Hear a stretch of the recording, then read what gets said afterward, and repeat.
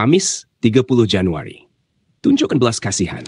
Walaupun murka ilahi adalah perkara yang mengerikan, namun ia sama sekali bukanlah tidak bermoral atau tidak mengasihi. Sebaliknya, dalam Perjanjian Lama dan Baru, Tuhan menyatakan kemurahan terhadap kejahatan kerana kasih-Nya. Kemarahan ilahi amat dahsyat kerana sifat jahat yang menyesatkan berbeza dengan kebaikan dan keagungan Tuhan yang murni. Dalam hal ini, kasih adalah penting bagi Tuhan. Kemarahan itu tidak. Di mana tidak ada kejahatan atau ketidakadilan, tidak ada kemarahan. Akhirnya, tindakan Tuhan yang paling penyayang untuk menghapuskan kejahatan dari alam semesta juga dengan berkesan akan menghapuskan kemarahan dan kemurkaan. Itu kerana tidak akan ada lagi ketidakadilan atau kejahatan. Selamanya, hanya akan ada kebahagiaan dan keadilan yang kekal dalam hubungan kasih yang sempurna. Tidak akan ada lagi murka ilahi, kerana tidak akan ada lagi keperluan untuk itu. Sesungguhnya ini berupa satu pemikiran yang indah. Setengah orang merasa bimbang bahawa kemarahan ilahi mungkin secara tidak sengaja dianggap sebagai mewajarkan sikap dendam pada manusia. Baca Ulangan 32 ayat 35, Amsal 20 ayat 22, Amsal 24 ayat 29, Roma 12 ayat 17 hingga 21, dan Ibrani 10 ayat 30. Bagaimanakah ayat ini melindungi daripada dendam manusia? Saya bacakan ayat-ayat tersebut.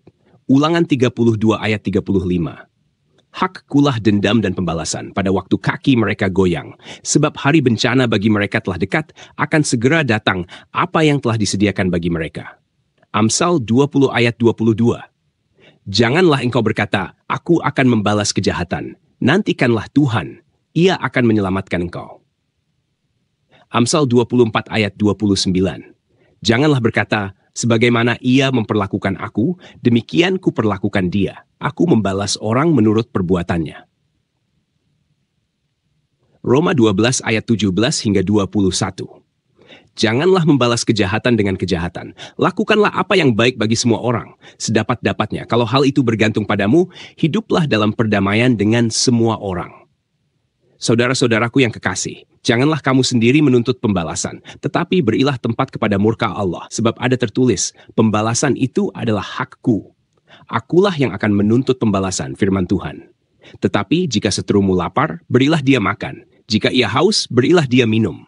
Dengan berbuat demikian, kamu menumpukan bara api di atas kepalanya. Janganlah kamu kalah terhadap kejahatan, tetapi kalahkanlah kejahatan dengan kebaikan. Ibrani 10 ayat 30. Sebab kita mengenal dia yang berkata, pembalasan adalah hakku. Akulah yang akan menuntut pembalasan.